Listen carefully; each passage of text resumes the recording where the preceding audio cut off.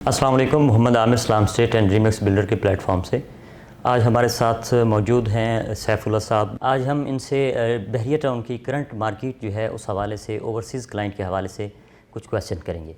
अस्सलाम वालेकुम सर। वालेकुम सलाम। जी सर, हमारे बहुत सारे ओवरसीज़ क्लाइंट्स हैं जो कि इंटरेस्ट भी ले रहे हैं लेकिन डिसीजन लेने में वो डिले कर रहे हैं। तो इस मौजूदा सूरत हाल में आपकी क्या राय है या क्या मशवरा देना चाहेंगे आप? अच्छा यार, सही बात तो ये है कि जो हमारे ओवरसीज़ कस्टमर है उन्होंने बहुत ज़्यादा सफ़र किया बहरी टाउन को लेकर। हमारी बहरी टाउन में सबसे ज़्यादा इन्वेस्टमेंट थी भी ओवरसीज़ की। तो हुआ ये कि उनको डबल इम्पैक्ट पड़ा। एक तो ये कि पहले जब उन्होंने इन्वेस्टमेंट की तो उसके बाद डॉलर रेट बहुत हाई हो गया, एक उनको यहाँ से लॉस हुआ। दूसरा ये कि उनकी जो यहाँ पे प्रॉपर्टी की वैल्यू थी वो हाफ़ रहेगी।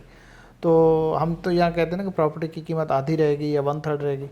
तो उनकी प्रॉपर्टी की वैल्यू जब वो डॉलर से स्पेशली कंपेयर करते हैं या दूसरी करेंसी से कंपेयर करते हैं तो उनकी प्रॉपर्टी जो वैल्यू है वो शायद 1/5 या 1/6 चलेगी।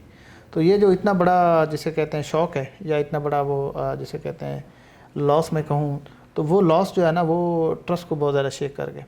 अच्छा, लकीली आज उसी के रिवर्स है एक मामला। रिवर्स कैसे हैं कि आज डॉलर का रेट उससे डबल है। अगर 2 साल 3 साल पहले की बात करते हैं 125-130 का रुपये का डॉलर था, आज अगर डॉलर 275-80 का है तो एक तो डॉलर की वैल्यू डबल हो गई है और दूसरा जो प्रॉपर्टी है 2 साल 2.5 साल की पहले की बात करते हैं, 2000 हम लोग 21-22 की बात करते हैं, तो आज प्राइस उसकी आधी से भी कम रह गई। तो आज उनको जो प्रॉपर्टी बहुत ही सस्ती पड़ती है एक न्यू कमर के लिए, ओवरसीज़ के लिए जो अभी परचेज़ करना चाह रहा है उसके लिए तो बहुत ही ज़बरदस्त ये मार्केट है। अगर उससे कंपेयर करूँ जैसे 2 साल या 3 साल पहले परचेज़ किया तो उसने तो एक महंगी ली, डॉलर की कीमत भी कम थी।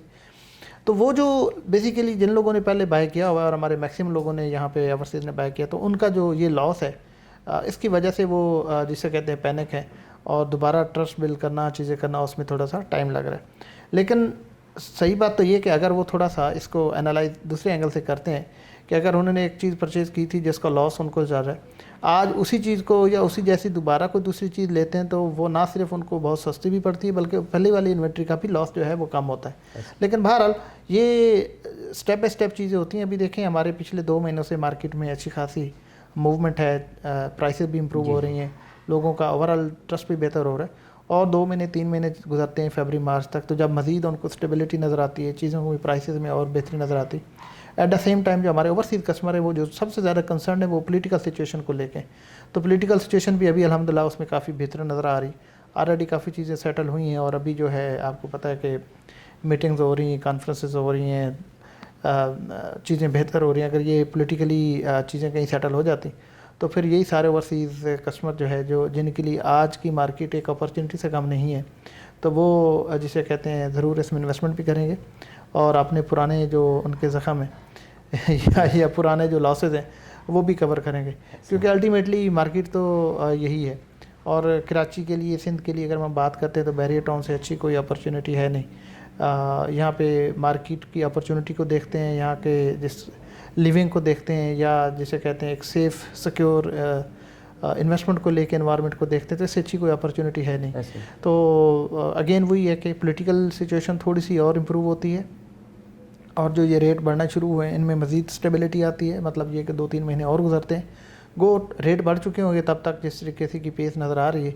अगर मैं फरवरी मार्च तक नज़र आता हूँ, आज अगर हम लोग कहते हैं कि ऑलमोस्ट 15% प्लस माइनस का इंक्रीमेंट आ चुका है पिछले 2 महीनों में, तो मार्च तक अगर यही पेस रहती है और चीज़ें जिस तरीके से इंडिकेटर हैं सारे उसी तरीके से चलते हैं तो मेरे ख्याल से कोई ऑलमोस्ट 30% 40% तक मज़ीद मार्च तक इंक्रीमेंट होता नज़र आ रहा है। तो उन लोगों को ये थोड़ा सा महंगा ज़रूर पड़ जाएगा 30-40%, बट वो एक जिसे कहते हैं कॉन्फिडेंस के साथ बाय करेंगे और ज़रूर करेंगे। यही वजह है कि आज हमारे ओवरसीज़ कस्टमर की बहुत सारी क्यूरीज़ भी है, वो इंटरेस्ट भी ले रहे हैं, बट डिसीजन लेने के लिए ये 1-2 फैक्टर हैं।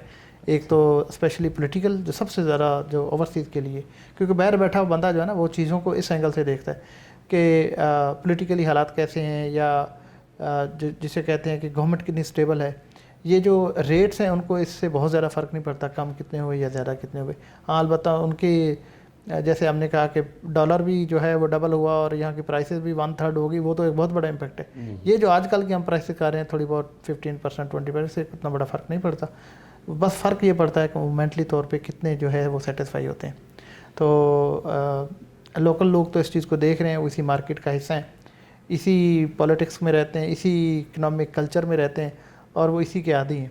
तो ये इसी तरीके के ही चीज़ें प्लस माइनस चलती रहेंगी और पहले भी चलती रही हैं। हमारे पॉलिटिकल सिचुएशन हमेशा से आलमोस्ट मिलती जुलती इसी तरीके से ही चलती रही और आगे भी यही चलनी, कोई बहुत बड़ा कोई चेंज आ नहीं जानी। लेकिन अभी मैं समझता हूँ कि पिछले 2-2.5 सालों से कंपेयर करें तो अभी काफ़ी बेहतरी है। पिछले 2-2.5 सालों में तो हमने सब ने जिसे कहते हैं कि एक अंधेरी रात भी गुजारी है, बंद गली में गुजरता हमारा टाइम गुजरा, समझ ही नहीं आ रही थी पॉलिटिकली कि क्या होने जा रहा है। तो अगेन ये फरवरी मार्च तक आप देखिएगा, ये जितने ओवरसीज़ आप और हमारे साथ इस वक्त कॉन्टैक्ट में हैं, ये इस पोजीशन में होंगे कि वो डिसीजन भी ले रहे होंगे, इन्वेस्टमेंट भी इंशाल्लाह कर रहे होंगे और तब तक आपको मार्केट में भी अच्छी खासी स्टेबिलिटी नज़र आ रही होगी। जी, बहुत शुक्रिया सर। Thank you. बहुत शुक्रिया नाज़रीन आपका भी, और एक्सपर्ट ओपिनियन के लिए हमारे साथ जुड़े रहें। अल्लाह हाफिज़।